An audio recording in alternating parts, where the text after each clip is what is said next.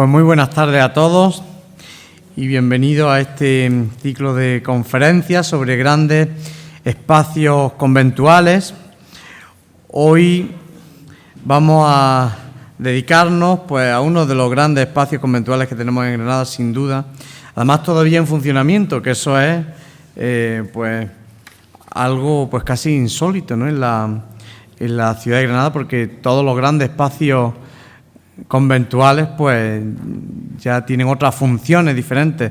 Yo creo que es el único convento, el único gran convento de Granada que todavía pues conserva su función original, con una conferencia titulada Los dominicos y Granada, Fray Luis y el convento de Santa Cruz la Real, que va a estar a cargo del padre Antonio Lario Ramos, que es el prior del convento de Santa Cruz la Real y que voy a pasar a presentar enseguida.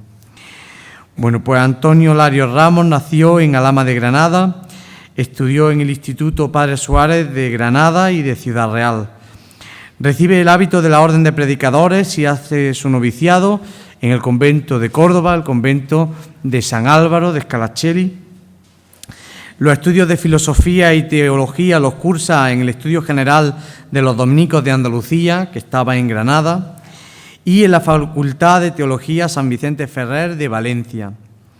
Se ordena sacerdote y es enviado a Roma, donde obtuvo los grados superiores en teología en las universidades de Santo Tomás, más conocida como la Angelicum, y en la Gregoriana, donde hizo la licenciatura en Historia de la Iglesia, y también es licenciado con un grado civil de Historia por la Universidad de Granada. Ha ejercido la docencia en el Centro de Estudios Teológicos de Sevilla, en el Instituto Teológico de Granada Santa Teresa, ya desaparecido, en la Facultad de Teología San Vicente de Paúl, en Bach, y en Florida, en los Estados Unidos. Desde 1979, en la Facultad de Ciencias de la Educación de la Universidad de Sevilla, impartiendo las siguientes materias: Pedagogía de la Religión, Análisis del Hecho Religioso y Síntesis Teológica. Ha impartido cursos de Historia de la Iglesia en distintos centros de España y América. También ha sido secretario de la Fundación Fray Bartolomé de las Casas en Sevilla y ha organizado congresos sobre los dominicos y el Nuevo Mundo, y también ha participado en la edición crítica de las obras completas de Fray Bartolomé de las Casas. Fue director de la Escuela Superior de Ciencias de la Familia de Sevilla, agregada a la Universidad Pontificia de Salamanca, durante los años 1995 y hasta el año 2004. Director de la revista Comunio, que es la revista de teología de los dominicos en Andalucía, en el periodo que fue desde 1997 hasta el año 2008. Y también ha sido coordinador del área de religión de la Enciclopedia General de Andalucía. Podemos destacar algunas publicaciones. Ha sido, por ejemplo, el editor y coordinador de los volúmenes sobre los dominicos de Andalucía en la España contemporánea, publicado en 2002 por la editorial San Esteban de Salamanca. También Quaestio Theologalis, en obras completas de Fray Bartolomé de las Casas, publicado por la editorial Alianza de Madrid en 1990. Igualmente es autor pues, de otros artículos de revista, como por ejemplo el Convento de Santa Cruz la Real de Granada, en la época de Fray Luis, la revista Comunio, en el año 1990, pues muy en relación con el tema que vamos a ver hoy. También en la misma línea, Fray Luis y los dominicos en la Granada del siglo XVI. Esto es una conferencia que imparte en la sala de conferencias de la Caja de Ahorros en el año 1987, y también otra interesante conferencia sobre este tema o vinculada a este tema, la estancia cordobesa de Fray Luis de Granada, en el ciclo de conferencias con motivo del 4º centenario de su nacimiento, en la obra cultural Caja Sur en Córdoba en abril de 1989. En la actualidad es archivero del Archivo Provincial de los Dominicos de Andalucía, que tiene su sede en Sevilla, y jubilado de sus tareas docentes, se ha dedicado principalmente a la predicación, sobre todo en el área de Sevilla, donde ha residido 44 años. Él ha estado pues muchísimos años, ya pueden imaginarse, 44 en Sevilla, y allí en el convento de Santo Tomás, en la calle San Vicente, pues ha sido maestro de novicios, prior, y ha desempeñado allí pues distintas tareas, ¿no? Y también pues se ha dedicado a la predicación, ha predicado pues a casi todas las hermandades de Sevilla, de la provincia de Sevilla y toda Andalucía occidental. Y desde el año 2016 reside en su provincia natal, en Granada, en el convento de Santa Cruz la Real, donde es prior de la comunidad en la actualidad, y también colabora con el Colegio Mayor Universitario Santa Cruz la Real, que tiene su sede en este convento.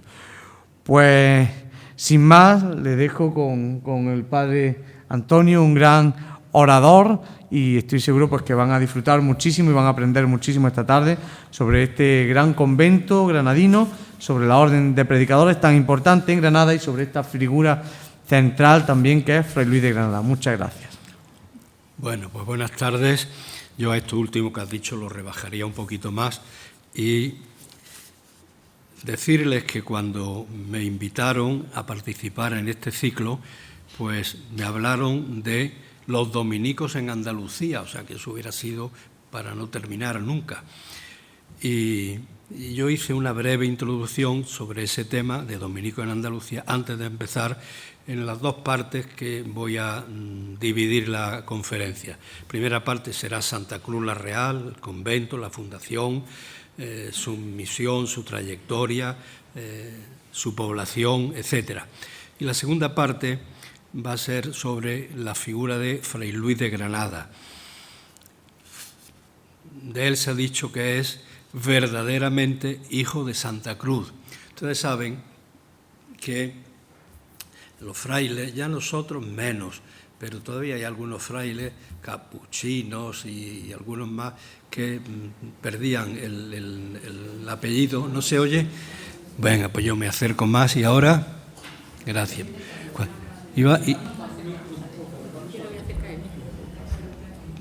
¿Así?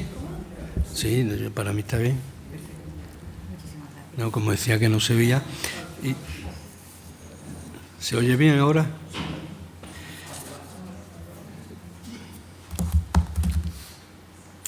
¿Dónde estábamos? El verdadero hijo de exacto. A Fray Luis se dice Vere Filius Sancte Crucis. En los retratos suyos aparece abajo esta inscripción.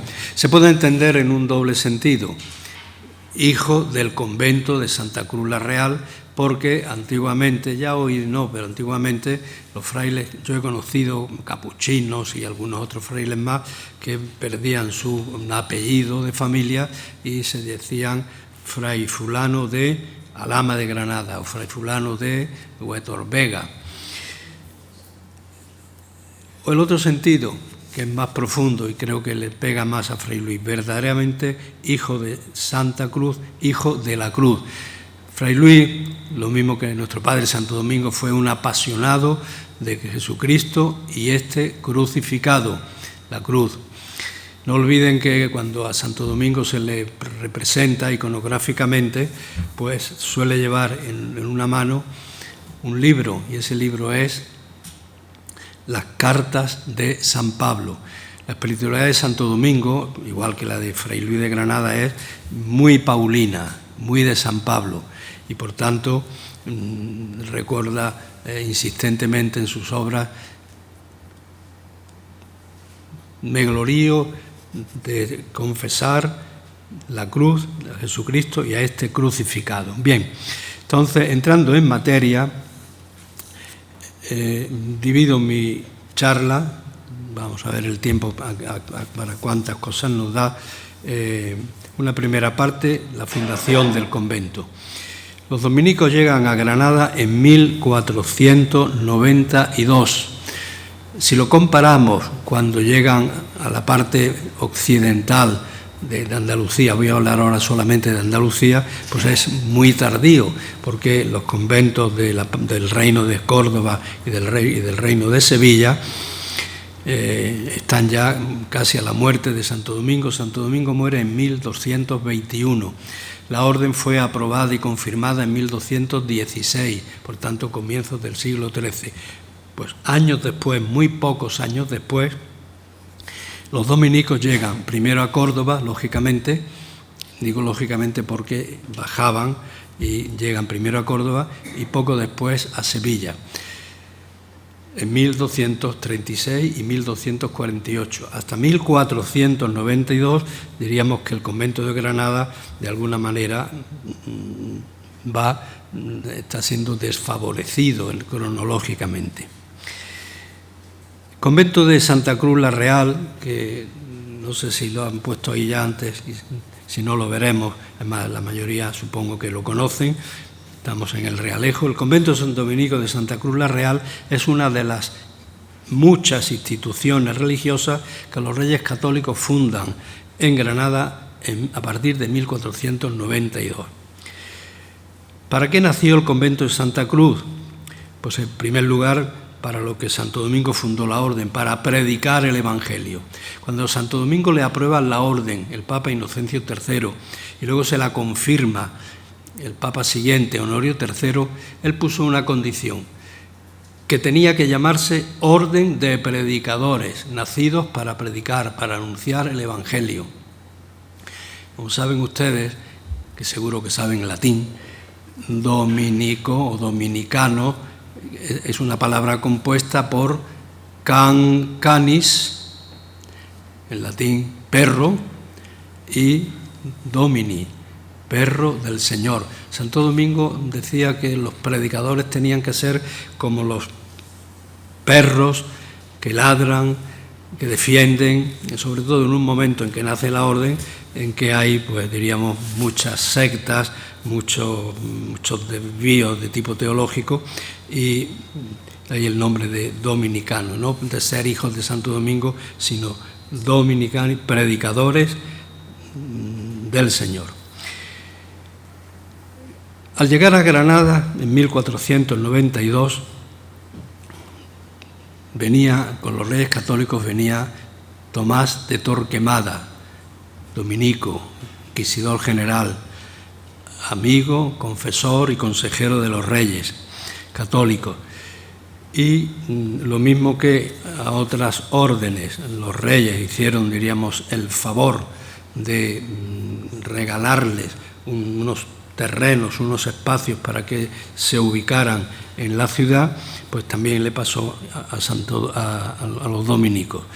Por tanto, estamos ante una institución religiosa que fundan los Reyes Católicos. A continuación voy a leer muy brevemente unos párrafos de la Carta Fundacional, que no es evidentemente del 2 de enero, sino del 5 de abril, está fechada el 5 de abril, dada en Granada 5 de abril del año del nacimiento de Jesucristo, 1492. ¿Qué dice esa Carta Fundacional? Pues dice lo siguiente, saco unos cuantos párrafos. Don Fernando y doña Isabel, por la gracia de Dios, rey y reina de Castilla, de León, etcétera, de Granada, viene una cantidad de títulos ahí, considerando las muchas mercedes que de nuestro Señor Dios habemos recibido desde el principio de nuestra vida hasta el tiempo de ahora, especialmente en la muy católica conquista de este reino de Granada, el cual, por la sola piedad y clemencia, ha querido que pase a nuestra fe católica. Por agradecerle, el texto pone por le agradecer, yo trato de que se entienda, por agradecerle tanta merced y victoria como nos ha dado y hecho, y hace cada día, Tuvimos por bien edificar, dotar algunas casas de la religión en las ciudades, villas y lugares de este reino que con su favor y ayuda hemos ganado.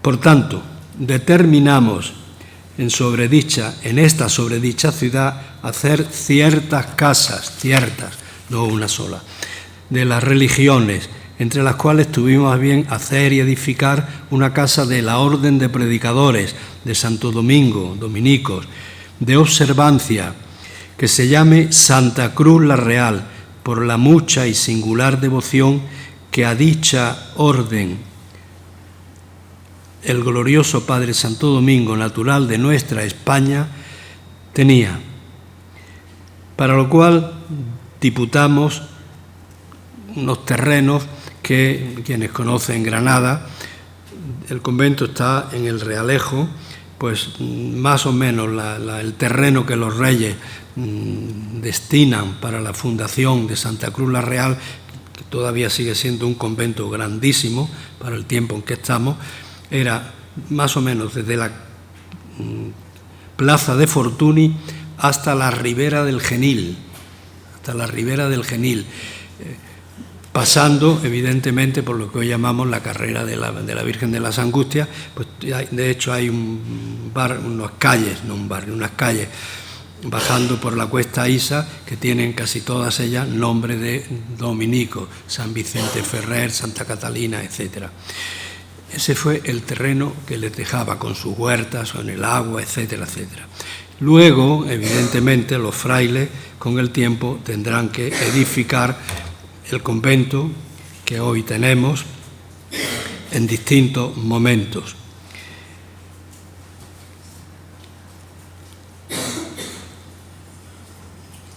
Esta donación de todas las cosas susodichas la tenemos por firme y agradable, para siempre jamás.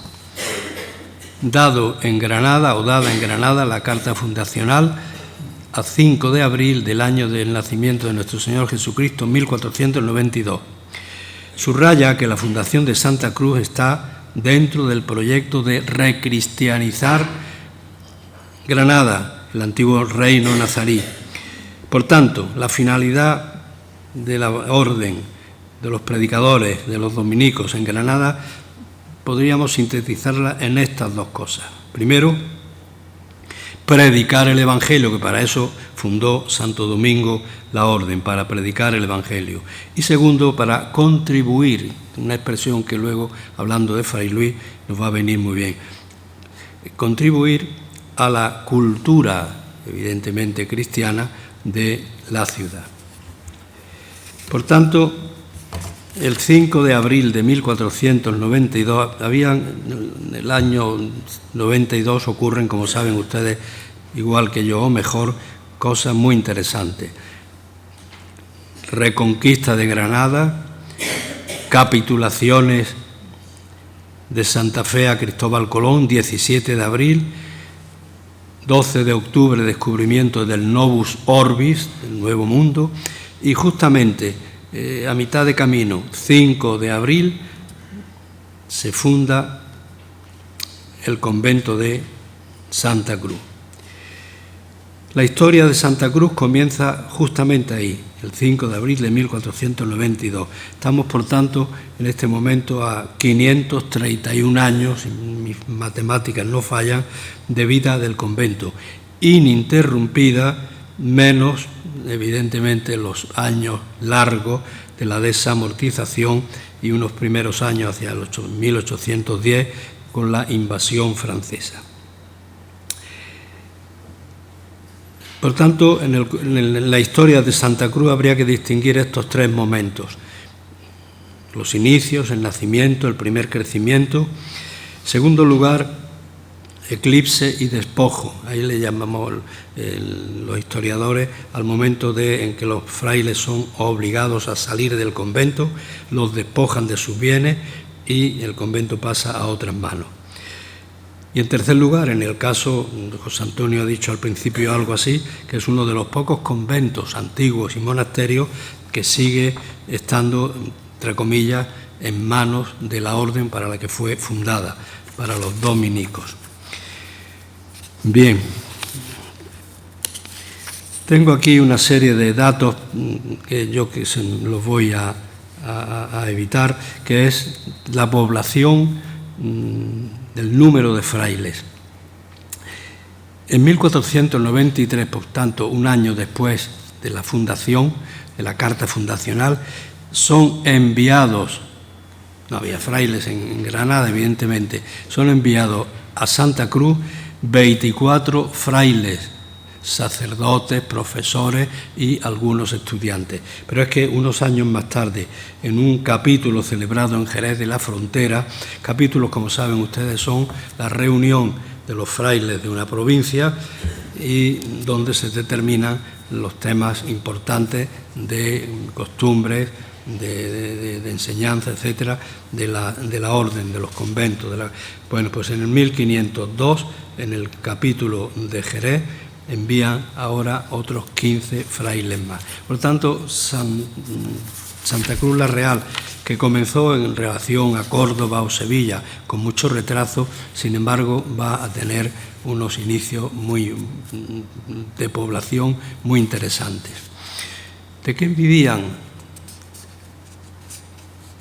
¿Cuál era la economía de esta numerosa comunidad? Porque evidentemente si ya comenzamos al comienzo con todo ese número de frailes, hacia 1744 tenía el convento de Santa Cruz, es inmenso, era más grande todavía, nada más que 100 frailes.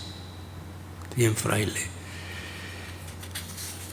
La economía, pues evidentemente en primer lugar estaba que los reyes católicos habían sido muy generosos, no solamente con los dominicos, con todas las órdenes, como saben ustedes. Y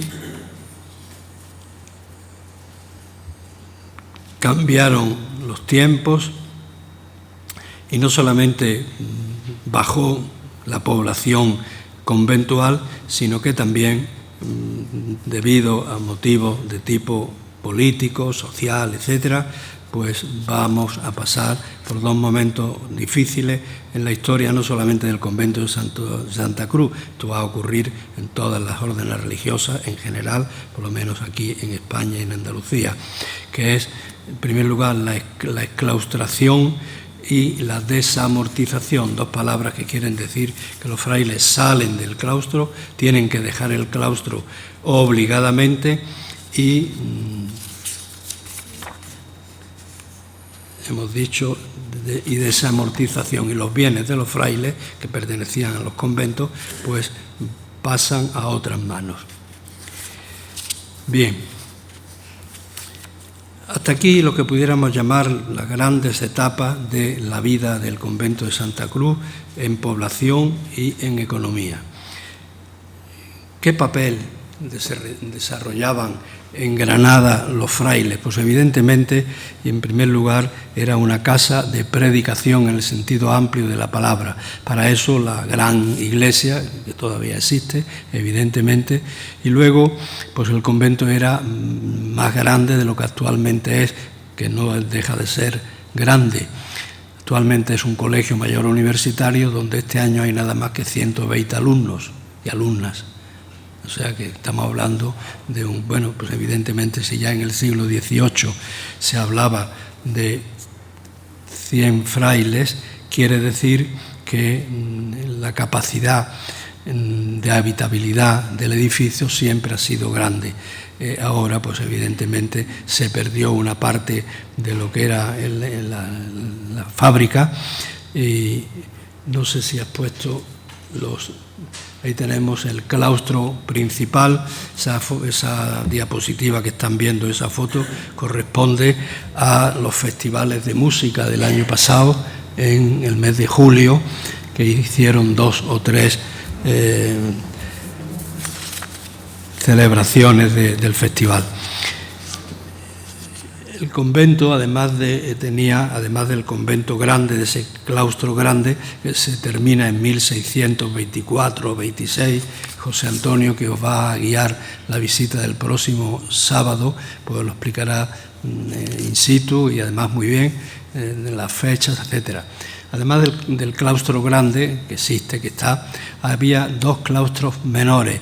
Uno que le llamaban, que es este que estáis viendo, ya destruido, no ha desaparecido, el claustrillo del noviciado. El noviciado siempre se supone que habría un grupo pequeño de novicios, de postulantes, cuando se inicia la vida antes de profesar, y luego estaban los estudiantes, que eso sí lo conocerán porque habrán ido alguna vez a la policía de la, ¿cómo se llama aquello? La plaza del sur, los campos.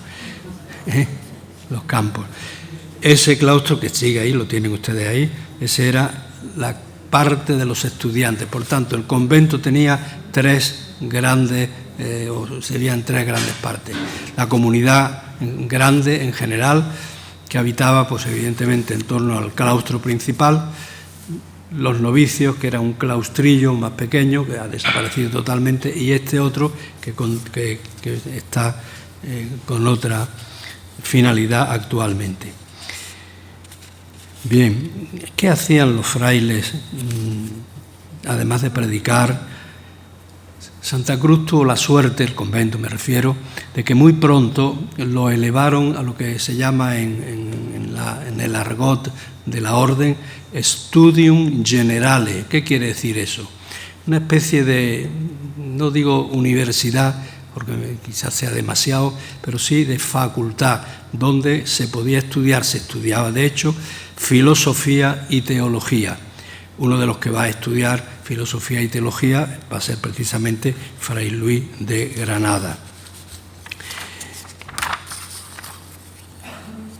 No sé si pasar ya a hablar de Fray Luis o seguir dando datos de esta primera parte. El convento, yo había hecho aquí un esquema, pero veo que es demasiado grande, entonces hay que seleccionar. El convento desde la fundación, por tanto, o muy pronto, es elevado a casa de estudios, que se terminaba impartiendo un grado, un título de lector, licenciado o doctor en filosofía o en teología, que tenía solo valor interno, ad intra, para la orden. En esto ocupaba evidentemente el convento gran parte de sus fuerzas, tanto de los profesores como de los dominicos jóvenes que acababan de entrar, que tomaban el hábito y comenzaban sus estudios, su preparación. ¿Para qué se preparaban? Pues para, como ya aparece en la carta fundacional, en la recristianización de Granada, atender a la población nueva que venía de fuera. Por ejemplo, los padres de Fray Luis vienen de Galicia y se van a instalar aquí en Granada. Y recristianizar también, evidentemente, la población vieja de Granada, y especialmente tuvieron un destino, pero que eso al final fue más un deseo que una realidad. El evangelizar, misionar, ser apóstoles en las Alpujarras. Y hubo efectivamente unos breves y pequeños intentos de dominicos que suben hacia las Alpujarras, se instalan en los pueblos pequeños de la Alpujarra y durante un tiempo están como de misión. Hemos dicho que Fray Luis, el verdadero hijo de Santa Cruz la Real, va a estudiar en esta casa.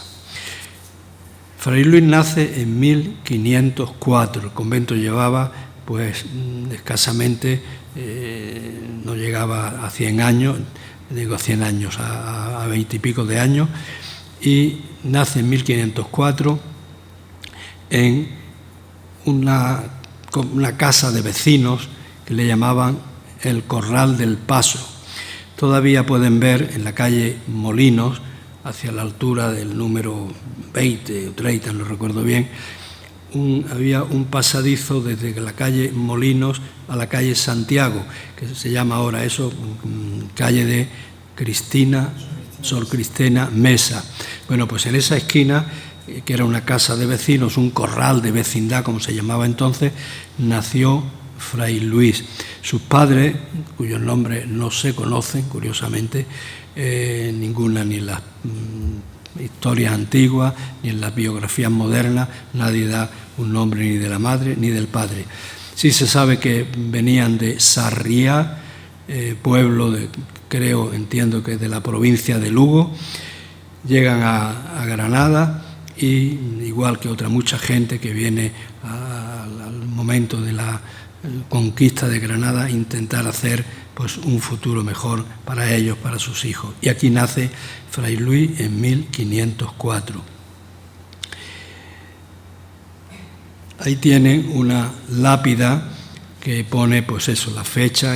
Creo que se hizo, esa lápida se puso, que es la que está en la calle Molino, con motivo de el cuarto centenario de la muerte, en 1988.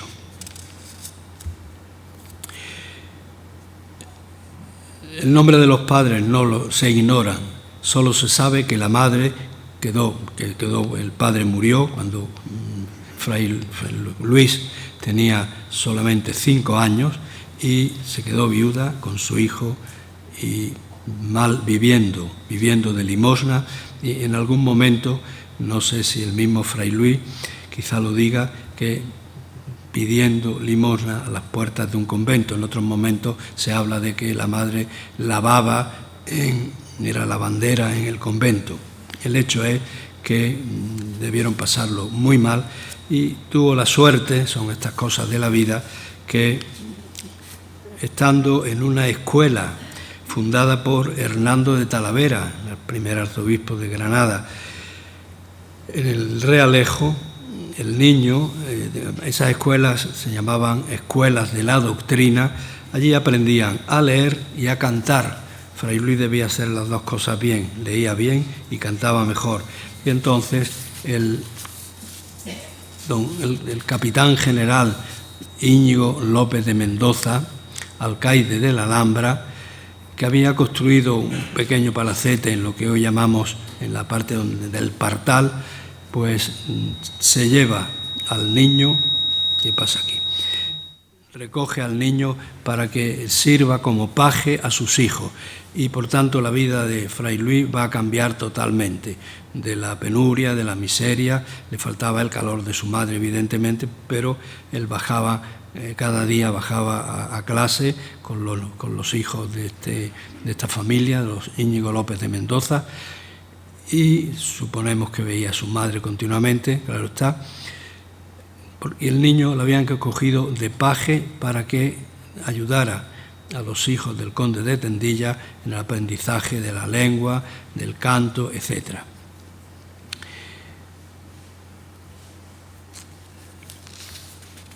Gracias, por tanto, a este patrocinio y a este trato señorial y humanista que va a recibir en la casa de los López de Mendoza, en la Alhambra, en un palacete que había en lo que hoy es el Partal, Luis adquirió una muy buena formación intelectual, abierta al mundo de los clásicos, abierta a las novedades del Nuevo Mundo, de tal manera que cuando, con unos 20 años, Luis llama a la puerta de Santa Cruz la Real, porque ha ido pensando que su vida, su vocación, podía ser en la orden de predicadores, en los dominicos, pues era un hombre que venía con un bagaje cultural, intelectual bastante considerable.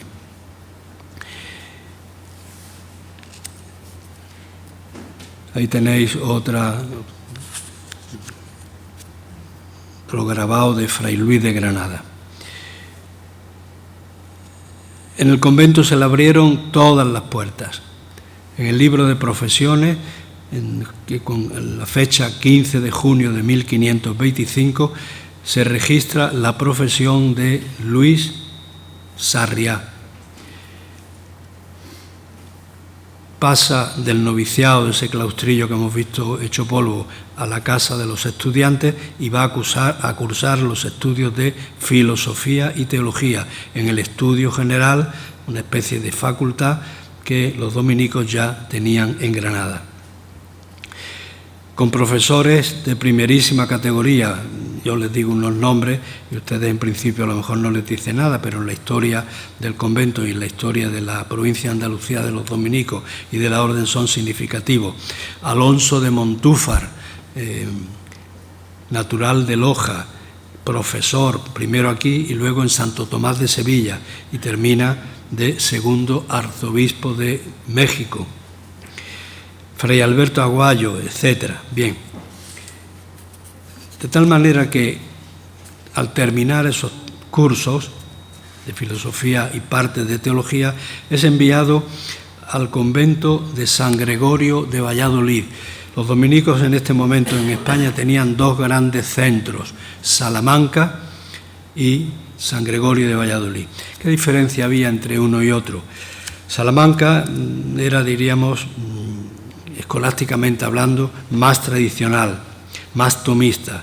Por el contrario, San Gregorio de Valladolid era más una teología más espiritual, más intimista, y va a ser ahí, curiosamente, en Valladolid, donde cambia su nombre, su apellido, y comienza a llamarse Fray Luis de Granada. Al terminar los estudios, sus estudios de licenciatura, de doctorado, no se llamaban así entonces, en la orden era lector, etc. Bueno, pues en 1533 lo lógico es que se hubiera quedado o bien en Valladolid o hubiera venido a Granada a ser profesor, pero hay un incidente en la vida de Fray Luis que va a cambiar inicialmente su vida, después no será lo que él quería. Pasa por San Gregorio de Valladolid un dominico de una estampa impresionante de apóstol, dice Fray Luis, Domingo de Betanzos, que ya venía de Indias, estamos hablando de 1533, venía de América, venía de las Indias, donde estaba misionando en lo que hoy es la República Dominicana, Santo Domingo. ¿A qué vino este hombre a Salamanca o a Valladolid o a San Pablo de Sevilla? Pues venía a caldear a los jóvenes, a los estudiantes, porque en América, en India, hacían falta manos, misioneros, predicadores, que hablaran de Dios, de Cristo y del Evangelio. Y Fray Luis, en contra de lo que sus profesores hubieran deseado, que se hubiera quedado allí de profesor o que hubiera ido a Sevilla o a Granada, etc., decide anotarse para irse a Indias, para predicar el Evangelio en el Nuevo Mundo. De tal manera que en agosto de 1534 ha terminado, diríamos, sus estudios y en vez de, lo lógico es que hubiera sido profesor en alguno de los centros de la orden, quiere ir a Indias a predicar el Evangelio. Pero las cosas no salieron como él quería. Llega hasta Sevilla, allí está un 3 de agosto de 1534, aparece en una lista, estaba preparando pues evidentemente el viaje, el matalotaje, etc., y aparece en una lista para embarcar para India. Pero en la lista había Beite, la encabezaba evidentemente Domingo de Betanzos, que es el que había venido a reclutar de alguna manera estas vocaciones, y 19 jóvenes dominicos, Fray Luis ya era sacerdote, otros serían estudiantes, pero con fecha 26 de septiembre. Todo esto pasaba en agosto y él estaba ilusionado preparando su ida a América para evangelizar allí. Pero el 26 de septiembre de ese año, en una nota dice lo siguiente: de los 20 religiosos contenidos en esta partida, se refiere a los que van a partir para India, los 5 de ellos, y da los nombres, no pasan por enfermedades o por otros impedimentos, no se van a embarcar, no van a pasar a India. No es el caso de Fray Luis, que estuviera enfermo, sino que el provincial, Fray Miguel de los Arcos, lo ha destinado a un convento que había, y lo tenemos teniendo todavía, a 7 kilómetros de Córdoba, en la sierra, Santo Domingo de Scalaceli. Los conventos que llevan el nombre de Scalaceli, Portaceli, etcétera, indican de alguna manera que son conventos que nacen en un momento de reformación, de que los frailes o las monjas volvieran a vivir de una manera más ajustada al espíritu y a la letra de las constituciones. Así que Fray Luis, en vez de aparecer en Indias, en República, en Santo Domingo, va a la Sierra de Córdoba, a 7 kilómetros, y allí va a pasar una larga temporada, 11 años. ¿A qué fue Fray Luis? El provincial le encomendaba una tarea: restaurar el convento. No se estaba refiriendo solo que también a una restauración material, sino sobre todo restaurar una casa que en el siglo XV San Álvaro de Córdoba, dominico, había creado allí lo que se llamaban las casas de reforma. En Sevilla capital estaba Portaceli, el convento de Portaceli, hoy colegio de jesuitas. En Córdoba, Santo Domingo de Scalaceli, la escala del cielo. Bien, San Pablo, pero San Pablo no era casa de reforma. San Pablo no era casa de reforma, era casa, un convento grande, los dos conventos más importantes, hasta que Granada, a finales del 17, le pisa los talones, esto es una expresión, a Córdoba y a Sevilla en número de frailes, en posibilidades. Granada llegó a ser de los conventos de Andalucía. En 1515 se había fundado la provincia bética o de Andalucía, que comprendía desde el Guadalquivir para abajo, diríamos. Entonces, se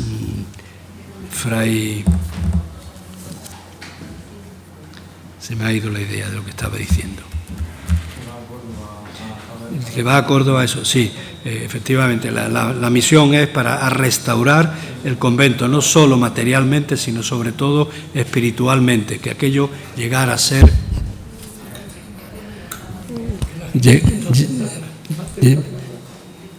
Gracias. Llegara a ser casa de reforma. ¿Y por qué no me lo han dicho antes?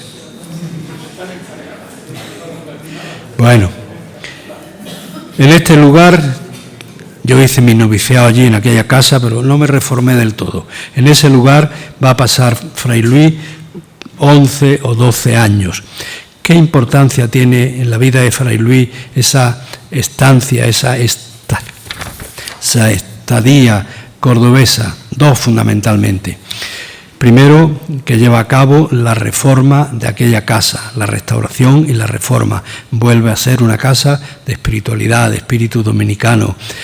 Segundo, que él tuvo mucho tiempo libre allí, estamos hablando a 7 kilómetros de Córdoba, la sierra, pues para meditar, para pensar, para orar, para escribir, para leer. Y ahí va a comenzar a escribir sus grandes obras, que no aparecerán hasta más tarde, pero están, diríamos, gestadas ahí, en Scalaceli.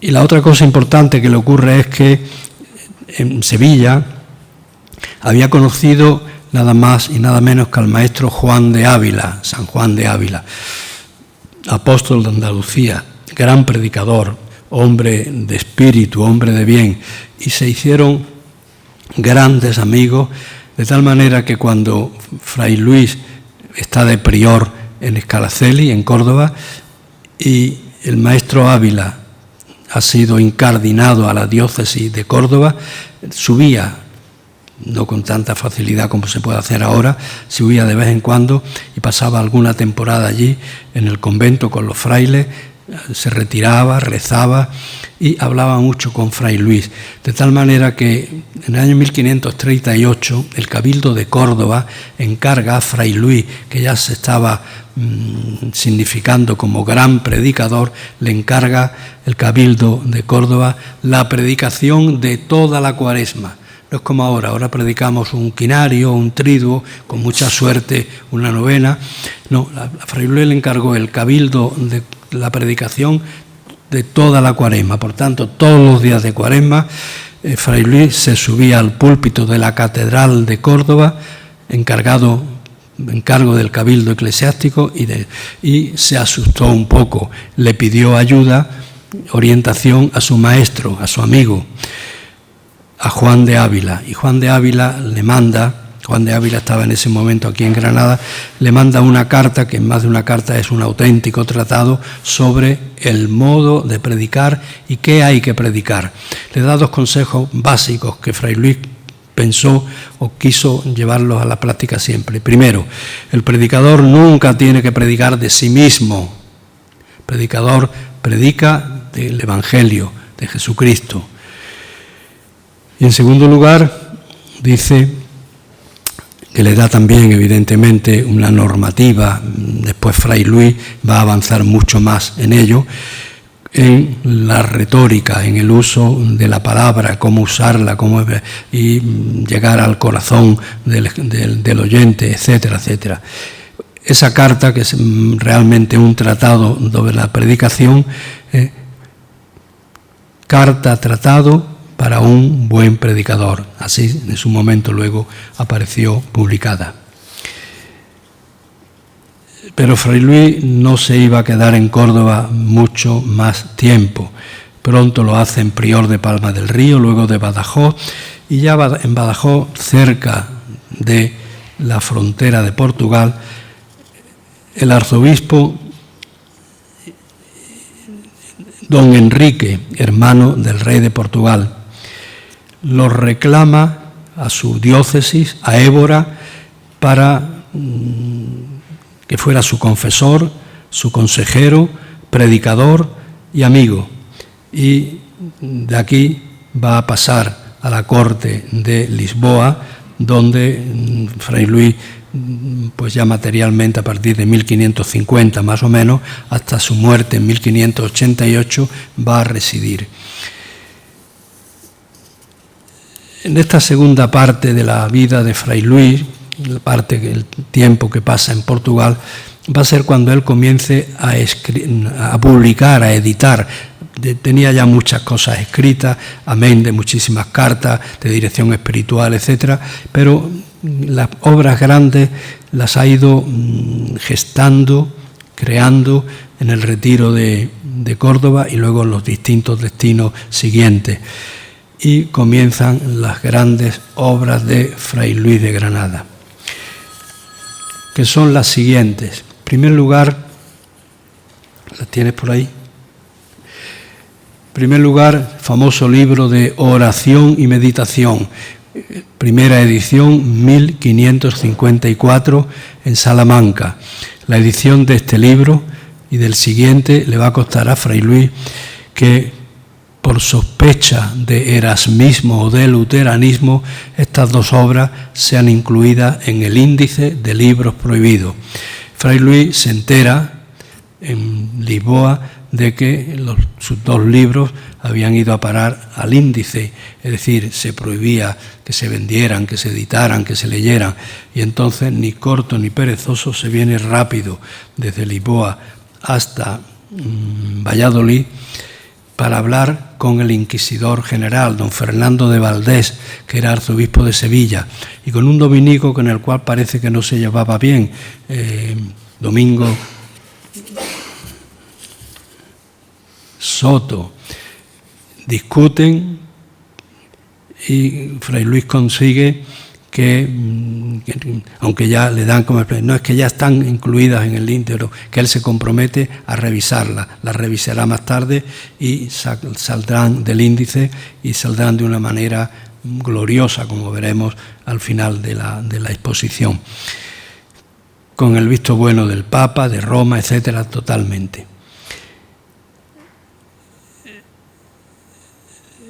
Los libros más importantes de Fray Luis, que son muchísimos, se ha hecho recientemente, con motivo del cuarto centenario de la muerte, que se hizo un gran congreso aquí en Granada, en Santa Cruz la Real y en la universidad, se ha hecho una edición crítica de la obra completa de Fray Luis. No se asusten ustedes, son 60 volúmenes. Estamos hablando, por tanto, un hombre muy prolífico. De las obras no podemos hablar, evidentemente, de todas, ni yo las conozco a todas, pero decir algo de algunas. La primera, el libro de oración y meditación. Ya el título nos está diciendo para qué sirve este libro. Pues evidentemente Fray Luis lo que quería era enseñar a la gente a orar, porque se entendían los teólogos, los grandes escritores, que el pueblo de Dios no estaba preparado para una oración mental y que por tanto que se tenían que contentar solo con la oración vocal, repetir el Padre Nuestro y el Ave María, etc. Entonces Fray Luis aboga para que todo hombre, toda persona, toda mujer evidentemente, pueda orar y meditar. Para eso escribe el libro de la oración y meditación.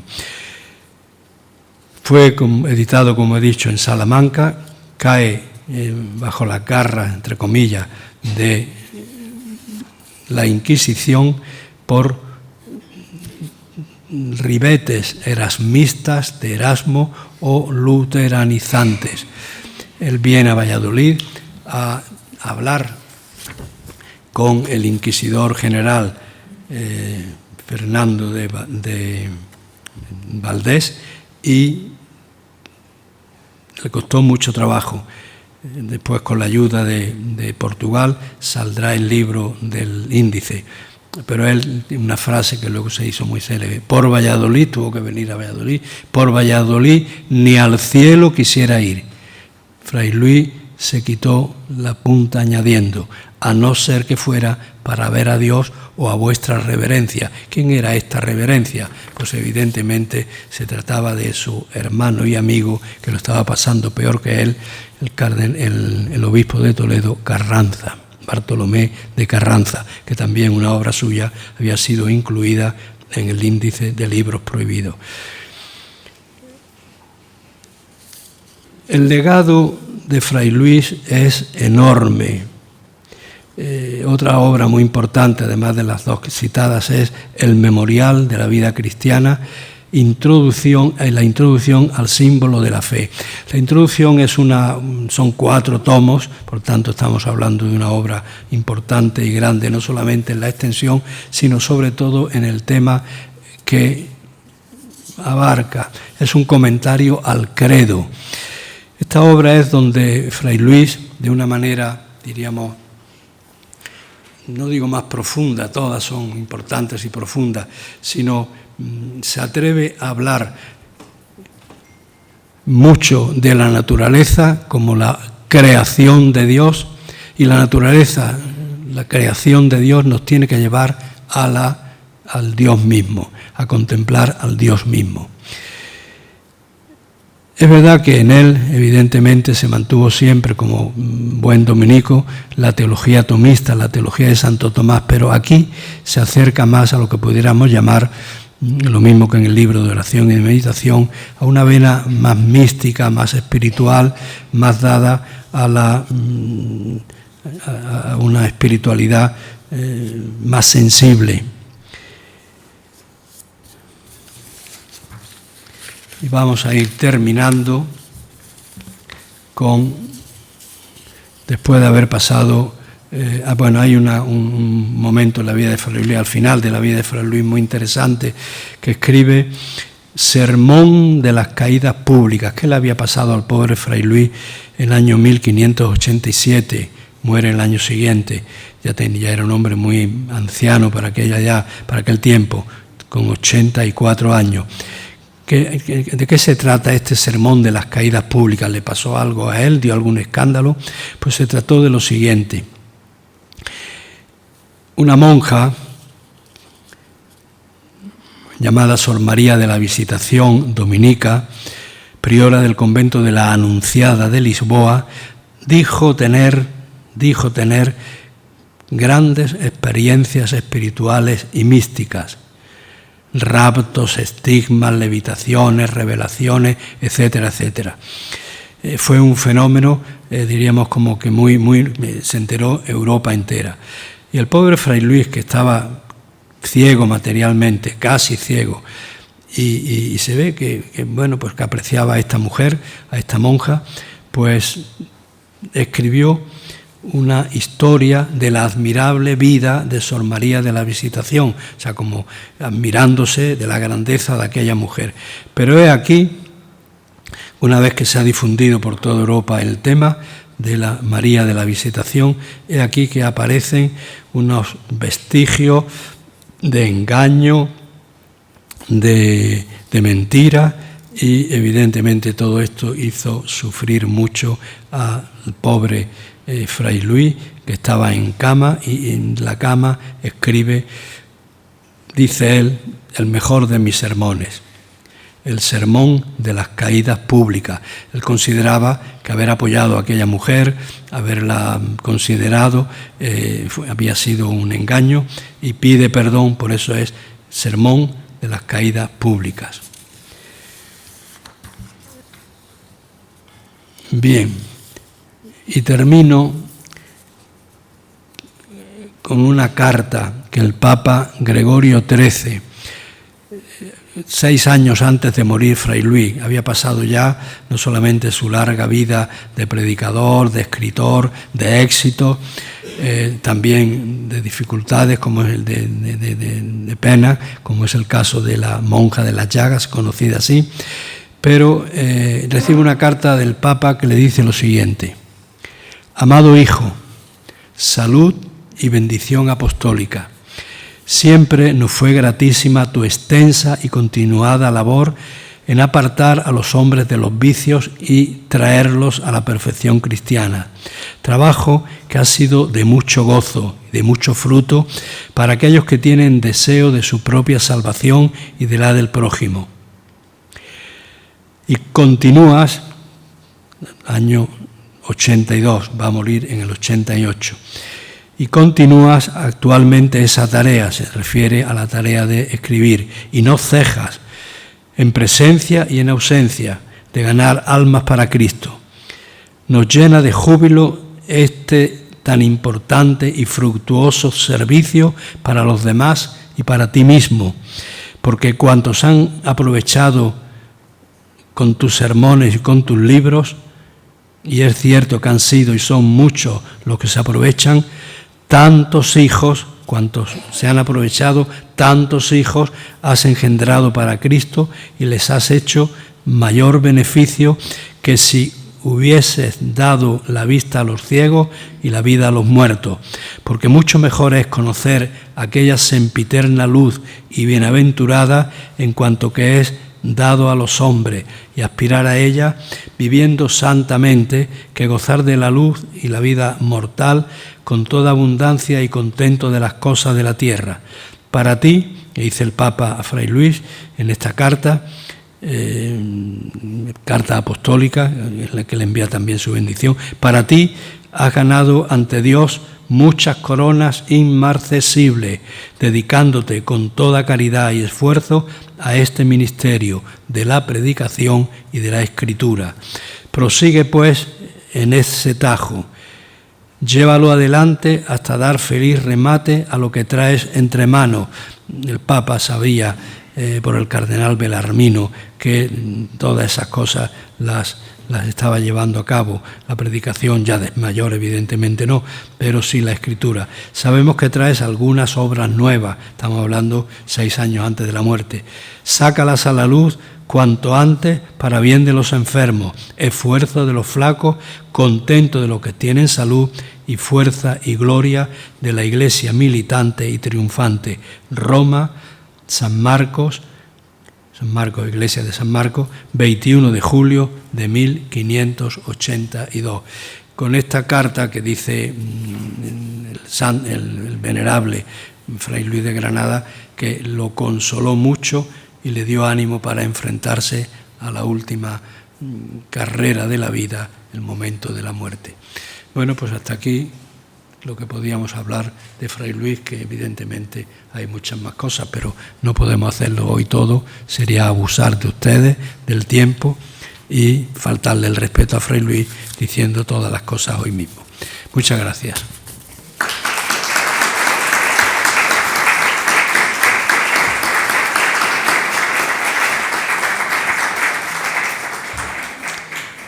quisiera hacer una observación, y es la siguiente, que como van a tener ustedes el sábado a las 10 o 10 y media, a las 10 y cuarto, mira, a las 10 y cuarto, una visita guiada, comentada en el convento de Santa Cruz la Real, Iglesia de Santo Domingo o Santa Escolástica, del mismo de los tres nombres, eso, con José Antonio, que es un experto en arte, en historia, así que lo que esta tarde haya quedado de alguna manera menos claro, un poco confuso, él lo va a aclarar el próximo día.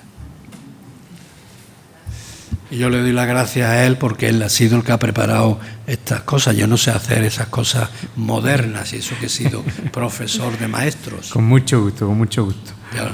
Bueno, pues muchas gracias al Padre Larios por esta conferencia magnífica que nos ha ayudado a conocer mucho mejor a Fray Luis de Granada, y yo creo que ahora pues llega el momento de abrir el turno de preguntas y me van a permitir que empiece yo preguntándole al Padre Larios que cómo es posible, ¿no?, que una personalidad tan importante, con tanta repercusión, a la que hasta le escribió el Papa, como hemos visto, cómo es posible que se haya quedado solo en venerable y no haya llegado a beato o a santo. Bueno, no sé si tú sabes, eres muy joven, hace unos años el proceso de Fray Luis, proceso para beatificación, para canonización, se ha iniciado varias veces y siempre por algún motivo o por otro ha quedado la causa, le llaman así, estancada. Hace unos años, pues yo calculo que unos 20, 25, yo estuve presente, aquí en Santa Cruz la Real se incoó. Normalmente los procesos de beatificación y canonización se inician en el lugar donde la persona muere. Había muerto en Lisboa, no sé si lo hemos dicho, me parece que sí, y por lo menos se habrá visto ahí la tumba, en la iglesia de San Domingos de Lisboa.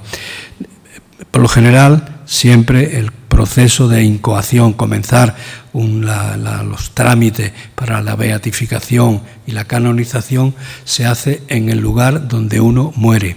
Fray Luis no murió en Granada, murió en Lisboa, pero el cardenal de Sevilla, creo que fue, y un dominico granadino, Padre Antonio García del Moral, nacido en el Realejo, devotísimo de Fray Luis, pues hicieron una comisión.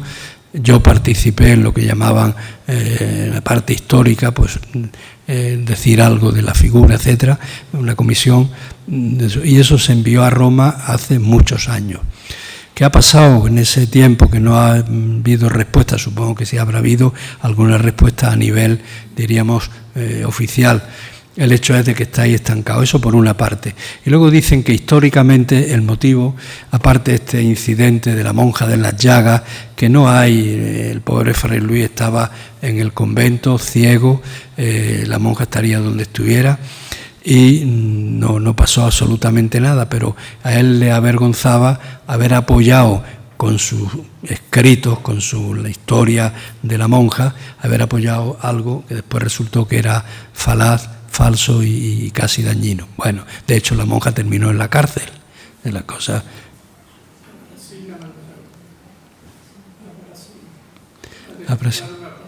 Ahora sí. Gracias. Me indican que Sor María de la Visitación terminó en Brasil.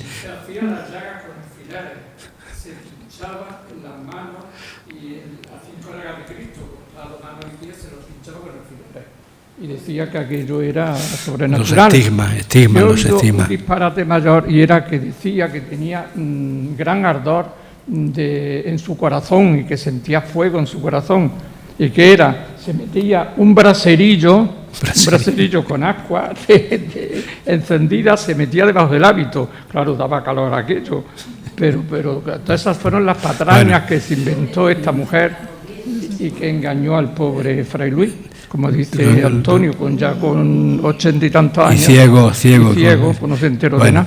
El hecho es que el tema de por qué no eso. Así que por una parte está ese incidente que yo creo que ya en su momento los historiadores lo han resuelto y tal. Y también hay otra causa que estaba un poco en contra mía o en contra nuestra. Dice que los dominicos hacen figuras importantes, grandes hombres, pero que luego no se ocupan hay otras órdenes que tienen. Yo me río mucho con un amigo salesiano que tienen poca historia todavía, 100 años y pico, ¿no?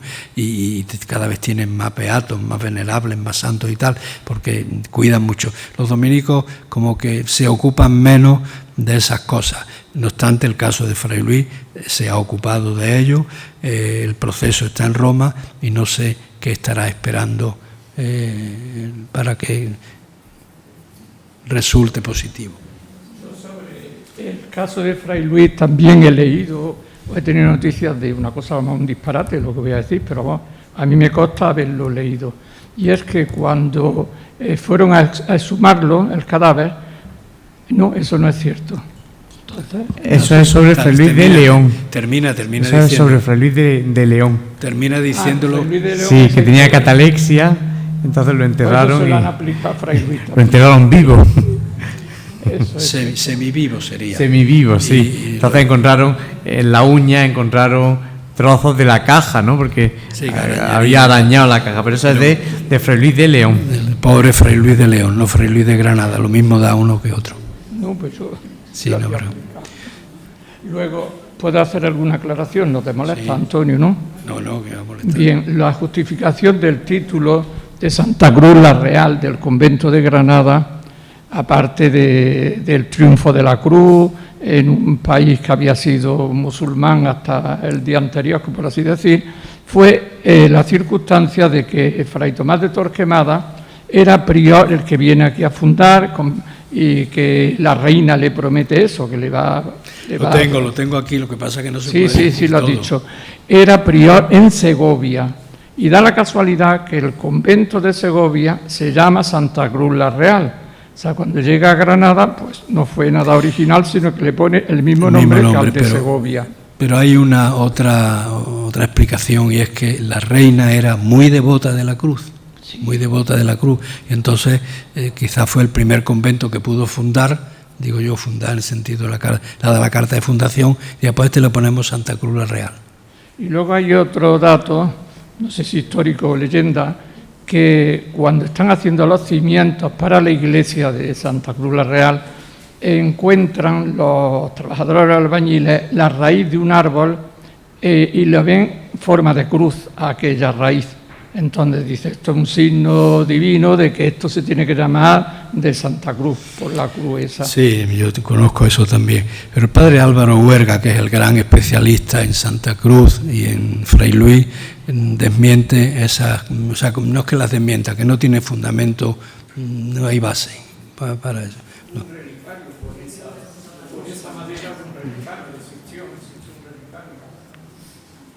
Muy bien. Muchas gracias por la conferencia y yo quiero preguntarle una cosa que siempre he tenido duda. ¿El convento primitivo incluyó lo que hoy es el cuarto real de Santo Domingo? Claro que sí. ¿Y cómo se conservó esa parte, que es una parte árabe, y no se tocó frente a toda la estructura del convento, que era renacentista? Sí, se tocó un poco. Bueno, pero quedó una parte. José Antonio, que es de arte, y creo que no tenías una transparencia de eso. Ahí tiene usted el cuarto real. Se modificó, pero realmente muy poco, y eso es una de las grandes cosas que le debemos a los dominicos, bueno, y a los reyes católicos también. Es una cosa, digamos, generalizada en Granada, realmente, el gran respeto que hay a las estructuras preexistentes musulmanas, ¿no? En la Alhambra, por ejemplo, pues vemos como la propia reina Isabel pues se entierra en la tumba provisional que tuvo en la Alhambra debajo de una cuba musulmana, ¿no? Que se utilizó como la capilla, se reaprovechó como capilla mayor del convento de San Francisco Casagrande, de la Alhambra. Y igual ocurrió con el cuarto real de Santo Domingo, hasta la desamortización pues quedó prácticamente inalterado. Lo único que hicieron los dominicos fue en las alanías laterales, que son estas, en la alanía o alcobas laterales, pues colocar una tablazón para utilizarlo como tribuna o coro, y luego encima de lo que sería el camarín o mirador, ¿no? Pues colocaron una hornacina que aquí no se ve muy bien, pero que todavía se conserva, donde colocarían por alguna imagen seguramente de la Virgen del Rosario, que se conservó hasta el siglo XVIII, por lo menos hay noticias de esa imagen, y lo utilizaban por lo que era la cuba, ¿no? Pues como sala de ceremonia y capilla. Eso es lo que yo había oído, que le habían... Yo he oído... Claro, y las casas que habían se reaprovecharon, claro, que ahora se están excavando pues sí, las casas que se derribaron en el siglo XIX seguramente y que los dominicos sin embargo sí conservaron. Fueron los siguientes propietarios los que sí derribaron todo y únicamente dejaron la cuba para incorporarlo a la casa que construyeron delante. Sí, yo iba a decir primero que los dominicos, gracias a Dios, no somos muy iconoclastas. No tiramos todas las cosas y tal, en principio, que eso es importante. Y en segundo lugar, que yo creo que también, posiblemente, esto ya es una interpretación de querencia a la orden, por el conocimiento, por la cultura de los frailes, dirían esto hay que respetarlo. Pero vaya, no he encontrado ninguna otra... Yo no soy de arte, así que por tanto ahí tengo poco que añadir.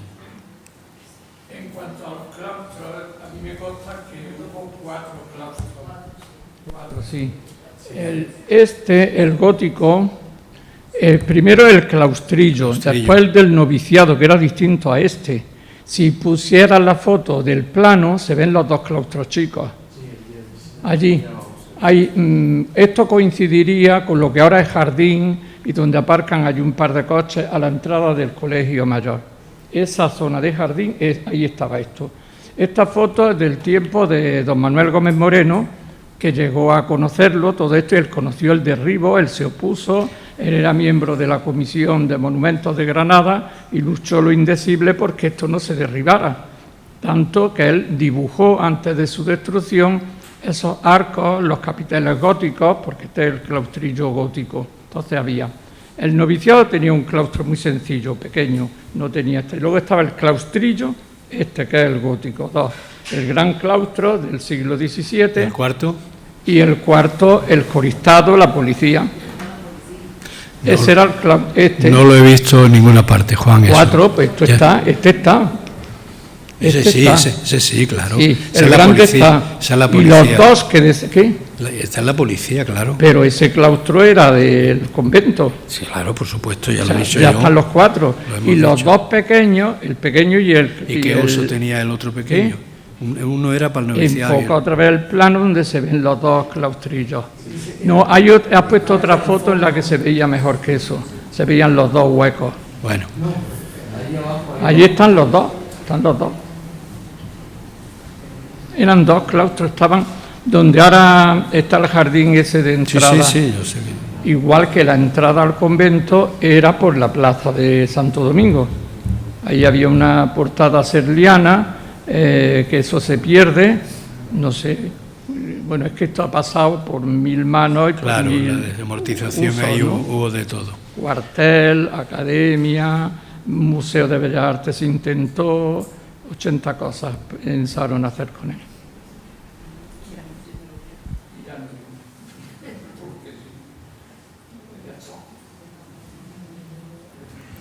Bueno, ¿alguna duda más? Yo sí le pediría a Juan Lario, somos primos, por eso la confianza, que dijera unas palabras del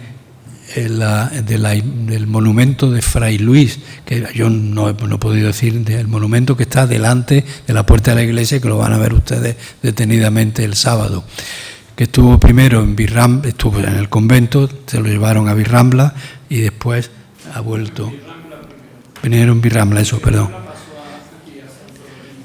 En el tercer centenario, el de 1800, pues se organiza un concurso para elegir un monumento a Fray Luis de Granada. Pasaron bastantes años desde que se convoca el concurso hasta que finalmente se hace la estatua, por lo menos 20 años. Y fue Pablo Loizaga el que ganó el concurso. El concurso era bajo plica, secreto, no se sabía que era él el autor. Y bueno, pues nos hizo esta magnífica escultura. Él la hizo en barro y luego se saca el molde para fundirla.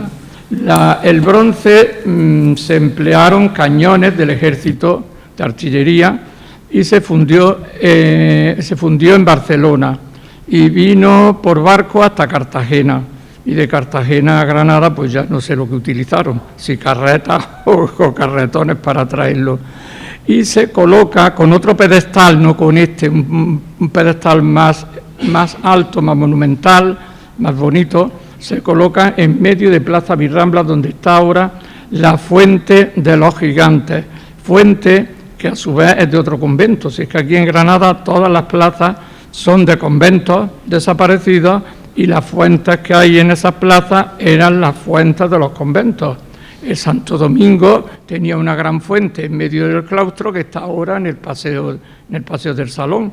Esta de Plaza Virrambla, la que está enfocando ahora, esta era del convento de San Agustín, donde está ahora el mercado y aparcamiento. De ahí viene esa fuente, con un Neptuno arriba, que es eso, pues algunos se han planteado que si era un Jesucristo, un Neptuno o qué era, ¿no? Pero que no importa, que aunque sea un edificio religioso tenga la figura de Neptuno, ¿no? La mitología es admitida dentro de la Iglesia, basta ver todo lo que hay en Roma, ¿no? Y lo que hay en el Vaticano.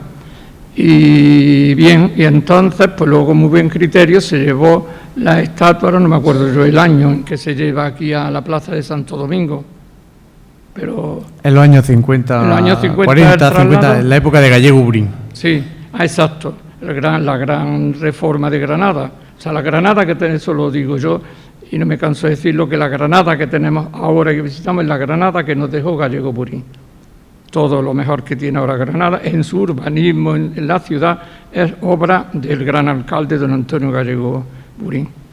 Y la estatua, vuelvo, la de Loizaga, fue la que ganó el concurso, muy bien, y en la base tiene la firma P. Loizaga, P. Pablo Loizaga. No se había estudiado esto, ni se sabía nada de Pablo Loizaga, hasta que yo, pues emprendí esa tarea con motivo del 4º centenario, que hubo un congreso, y entonces me propuse estudiar la estatua. Digo, ¿y quién era Loizaga? Porque nadie me sabía decir. Llegué a visitar a Marino Antequera, que estaba vivo todavía. Digo, este señor tuve que conocerlo. No, ese escultor debió morir cuando la guerra civil española, ¿qué va? Murió en el 53, 54, por ahí, y murió casualmente en Granada. Eso fue una suerte, porque este señor, después de la guerra, queda en mala situación con la ciudad, sobre todo con el ayuntamiento, donde había sido funcionario, y lo rebajan de cargo y de sueldo y de todo. Había sido profesor en la Escuela de Arte y Oficio, había tenido 1000 tareas. Era un personaje curiosísimo, Pablo Loizaga. Y entonces se traslada a Madrid, pero mantiene una casa en la antigua carretera de Málaga. Y ahí solía venir, no sé con qué frecuencia, y en uno de esos viajes que hace de Madrid a Granada, muere aquí en Granada. ¿Cómo lo encuentro eso? Pues yéndome unas navidades, día tras día, al libro de registro de ingresos en el cementerio. Digo, si está muerto en Granada, de aquí no se ha podido escapar. Aquí lo tengo yo que encontrar en el cementerio. Y el último día que yo le digo, ya estoy harto, llevo aquí muchos días subiendo todos los días en pleno invierno, y allí donde hay ahora un kiosquillo, que allí se alquilan las escaleras y eso era la única oficina que había del cementerio. No existía toda esa maravilla que hay ahora de tanatorio y de capilla y todo lo que hay, todo ese complejo que hay a la izquierda.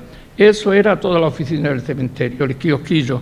Y ahí en ese kiosquillo tenían el registro de los muertos, de los ingresos de los muertos. Y ahí me tiré yo unas navidades, hoja tras hoja tras hoja. Y encontré a un hijo suyo, Pablo Loizaga, digo, ya lo tengo. Y no era el escultor, era el hijo, que se llamó Pablo, igual que él. Y encontré a un pariente también llamado Loizaga, encontré muchos datos curiosos. Y el último día, cuando digo, ya no vuelvo a ver más aquí, me aparece la fecha de esto. Con las mismas me bajo a Granada, porque los últimos familiares habían vivido en la calle Molinos. Y allí aparezco yo en una casa de vecinos preguntando si alguien conoce. Nadie. De ahí me mandan a la calle que hay donde la Casa de los Pisas, calle del Aire esa, Convalecencia o Aire. Bueno, y ahí en el 4º piso por fin aparece allí un individuo, un tal Carretero, no lo olvidaré eso de apellido, que era pariente de Loizaga, casado con... Y ese fue el que me dio la información, por donde 2 hijas de Pablo Loizaga habían vivido en Fuengirola, donde yo estaba de profesor. Y yo sin saberlo, que las tenía de vecinas allí, a las hijas, pero cuando yo estoy retomando esto, se trasladan a Benalmádena, búsquenla ustedes, y así fue. Bueno, Juan, muchas gracias por tu información. Yo, como sabía que Juan sabía de Loizaga posiblemente más que nadie, por eso lo he invitado a que hablara de Loizaga. Muy bien. Bueno, y antes de que se marchen, pues simplemente recordarles, bueno, lo que hemos dicho ya, que el sábado 18, el próximo sábado, a las 10:15, en la puerta de la iglesia de Santo Domingo, pues comenzará la visita. La visita va a empezar a las 10:30, pero bueno, hay que estar allí a las 10:15, pues para hacer todos los trámites que haya que hacer. Les recuerdo que hay que inscribirse, ahora se lo indican a Ana si todavía no se han inscrito.